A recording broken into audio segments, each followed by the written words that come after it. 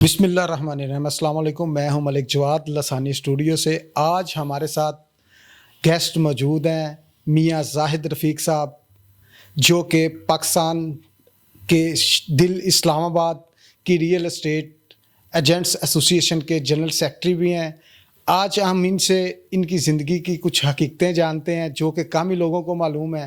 جی زاہد صاحب، کیسے ہیں آپ؟ بہت شکریہ جی، بالکل ٹھیک ٹھاک، گھر سب کیسا ہے؟ ٹھیک ٹھاک بالکل ہے؟ اللہ کا کرم جی۔ اچھا زاہد صاحب، آپ یہ بتائیں کہ یہ آپ کا تعلق گجرانوالہ سے، جو آپ کا بھائی گاؤں ہے وہ گجرانوالہ میں ہے، گجرانوالہ سے اسلام آباد کا سفر کیسے اور کیسا رہا؟ ایک تو بہت شکریہ ملک جواد صاحب، آپ نے ٹائم نکالا اور ہمیں موقع دیا کہ ہم آپ کے ساتھ گپ شپ لگائیں۔ دیکھیں جی، میری ابتدائی تعلیم گجرانوالہ کینٹ سے ہے۔ F G boys high school سے میں نے میٹرک کیا، F G degree college Gujranwala cantt سے میں نے گریجویشن کی، اور اس کے بعد پھر ہم روزگار کی تلاش میں، اچھے مستقبل کی تلاش ہم نے شروع کر دی۔ زبردست۔ تو اللہ تعالیٰ نے ہمارا رزق جو ہے نا وہ اسلام آباد میں لکھا ہوا تھا۔ زبردست۔ تو میں گجرانوالہ سے ایک موٹر سائیکل میں نے خریدی، جس کی رسید آج بھی میرے آفس میں موجود ہے۔ زبردست۔ میں نے اس کو فریم کر کے لگائی ہوئی ہے تاکہ لوگوں کو دکھا سکیں کہ بندہ جب کوشش کرتا ہے، محنت کرتا ہے، اور اقبال کا ایک شعر ہے کہ کوئی قابل ہو تو شانے کئی دیتے ہیں، ڈھونڈنے والے کو دنیا بھی نہیں دیتے ہیں۔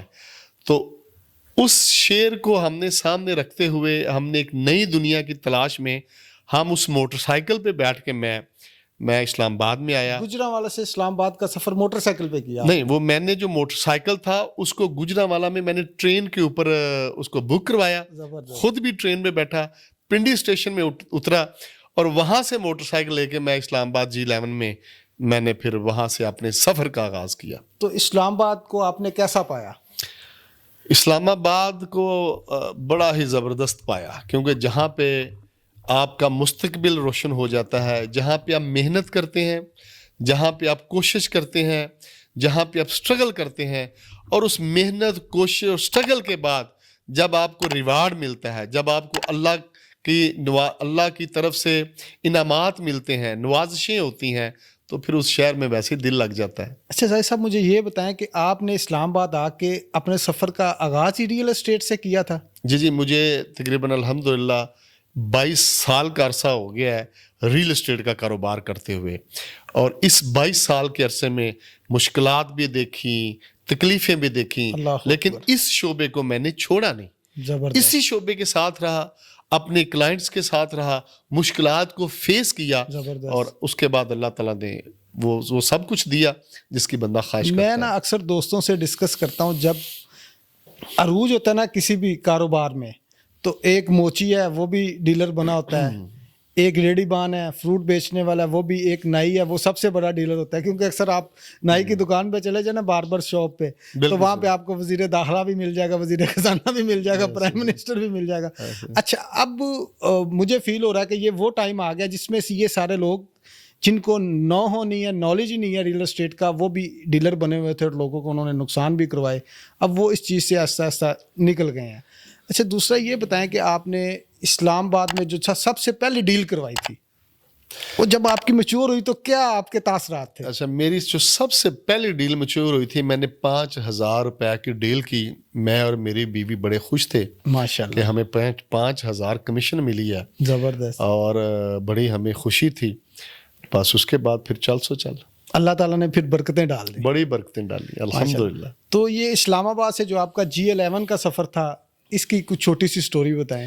دیکھیں جی، میں سب سے پہلے F10 میں آئے، F10 سے میرے بردر لاس تھے، ان کا لارڈس پراپرٹی کا آفس تھا، وہاں سے پھر ہم موو ہوئے G11 میں، تو G11 میں پھر میں نے اپنا آفس بنایا سبحان اسٹیٹ کے نام سے، وہاں سے اپنے سفر کا آغاز، پھر ایک نئے سفر کا آغاز کیا، محنت کی، کوشش کی، جو پرانے کلائنٹس تھے ان کے ساتھ رابطہ کیا، اور سب سے جو بڑی بات ہوتی ہے نا، یہ جو اتنا لمبا سفر ہوتا ہے اور جو بندہ کنٹینیو رکھتا ہے، اور جو بندہ جس کی سکسیس سٹوری ہوتی ہے، اس میں 2-3 چیزیں جو ہے وہ بڑی میٹر کرتی ہیں ملک جواد صاحب۔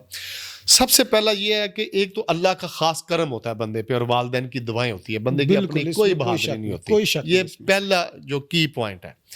اس کے بعد اللہ کے کرم، والدین کی دعاؤں کے بعد جو آپ کی نیک نیتی ہوتی ہے، آپ کی صداقت ہوتی ہے، اور آپ کی محنت ہوتی ہے، وہ پھر بندے کو چار چاند لگاتی ہے اور بندہ پھر عروج کے اوپر جاتا ہے. تو یہ چیزیں ہوتی ہیں جس سے اللہ تعالیٰ آپ کو نوازتے ہیں.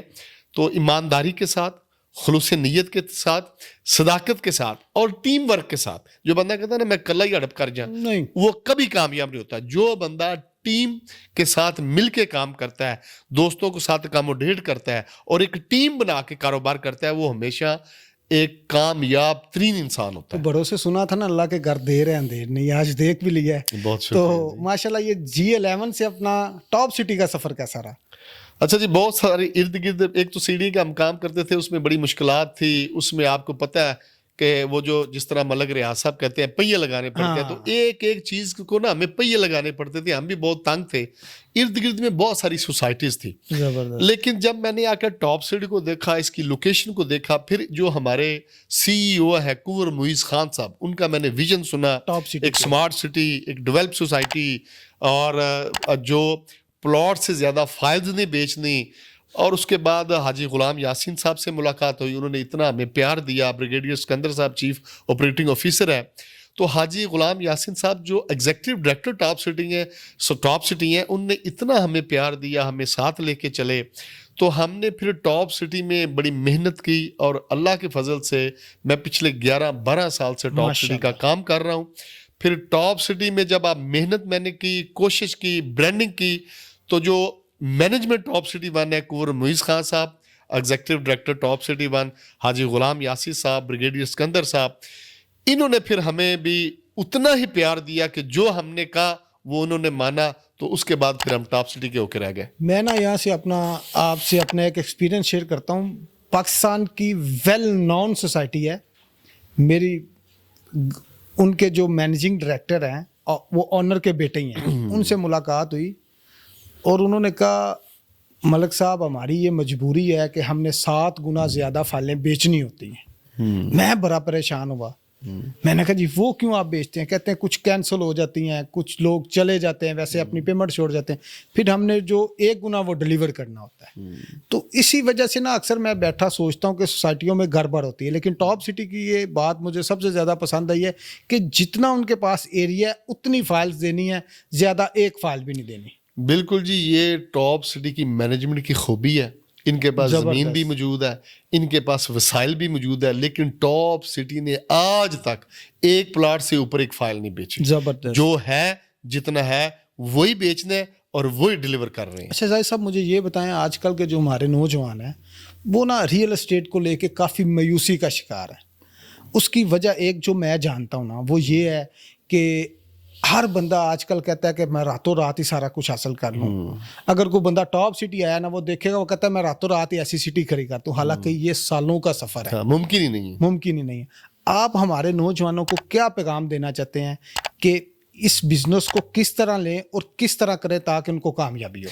دیکھیں جی، جتنے بھی کامیاب انسان ہیں اس بزنس کے اندر، جس میں میرے منٹور، میرے لیڈر، میرے قائد سردار طاہر صاحب ہیں ماشاءاللہ، تو انہوں نے پڑھائی کے بعد بھی بڑا مشکل وقت دیکھا. وہ ہمیں اپنی سٹوری سناتے ہوتے ہیں، ہم نے بھی بڑا مشکل وقت دیکھا جب ہم اس بزنس میں آئے. انہوں نے بھی دیکھا اور بھی جتنے ہمارے دوست تھے. لیکن کامیاب ہم نے ان کو دیکھا ہے جو اس شعبے کے ساتھ جڑا رہا، جو اپنے کلائنٹ کے ساتھ جڑا رہا، جس نے محنت کی، کوشش کی. جو راتوں رات والی بات ہے نا وہ تو سارے نکل گئے. لیکن جو اس شعبے کے ساتھ جڑا رہا، جو محنت کرتا رہا، جو سٹرگل کرتا رہا، جو کلائنٹس کو وزٹ کرواتا رہا، اپنے کلائنٹس کے ساتھ جڑا رہا، آج میں نے دیکھا ہے وہ ارب پتی ہیں، ان کے پلازاز ہیں اور وہ ایک سکسیس سٹوری ہیں. تو میری نوجوان نسل سے یہ میں ان کو ایڈوائز کرنا چاہوں گا کہ آپ نے محنت کرنی ہے، کوشش کرنی ہے. کسی بھی بزنس میں ملک صاحب 5 سے 10 سال کے بعد جا کے اس بزنس کے ہاؤ ناؤ کا پتہ چلتا ہے. بالکل ایسے ہی ہے. اس بزنس میں بندہ میچیور ہوتا ہے اور اس 10 سال کے بعد جا کے پھر آپ کو ریوارڈ ملتا ہے. تو یہ جو کہتے ہیں نا ہم ابھی آئیں، ابھی ہم جناب موٹر سائیکل سے پراڈو میں بیٹھ جائیں، وہاں سے لگزس میں چلے جائیں، وہاں سے رینج روور آ جائے، تو یہ ممکن وہاں نہیں سے ہے. دوبارہ سائیکل پہ آنے پہ پھر تھوڑا عرصہ لگتا ہے. تو یہ ممکن نہیں ہے.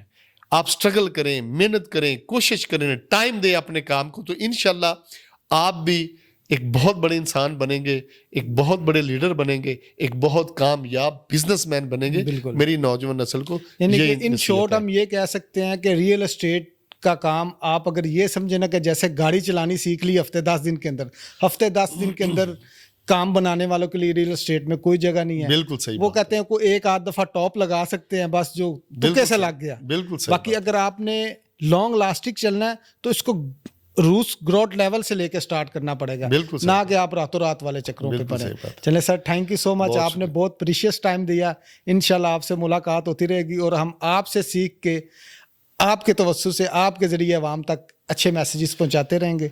बहुत शुक्रिया जी। अब मैं एक आखिर में ये पैगाम देना चाहूँगा कि रमज़ानुल मुबारक का महीना है। रमज़ान का महीना हमें जो है बर्दाश्त सिखाता है। बिल्कुल।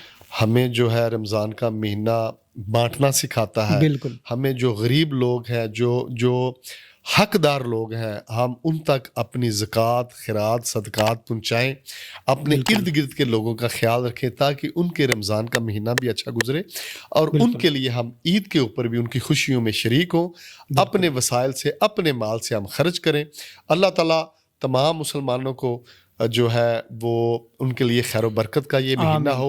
जितनी मुश्किलात, आफात, मुश्किलात हैं, बीमारी हैं, उनको दूर फरमाए और अल्लाह ताला हम सब के कारोबार में, माल में, जान में, रिज़्क में बरकत अता फरमाए। बहुत शुक्रिया। जज़ाकल्लाह सर।